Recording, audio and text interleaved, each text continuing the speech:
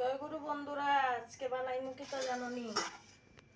ওই দেখো 8টা ডিম আছে। আর 8টা ডিম রে আমি একটু আঞ্জে লইছি সিদ্ধ করিয়া। ডিমের ফাপা বানাইমু, ডিমের ফাপা টিফিন বাটি দিয়া।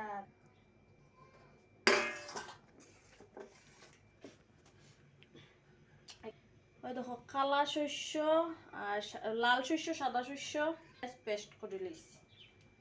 এটা দেখাইলাম না, এটা আগে আমি পেস্ট করে লাইছিলাম। এটা দেওয়া কিন্তু খুব জরুরি।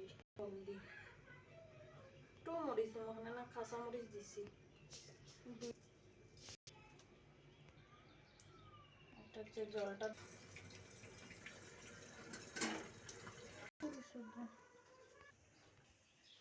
বাহ, কি সুন্দর হয়েছে।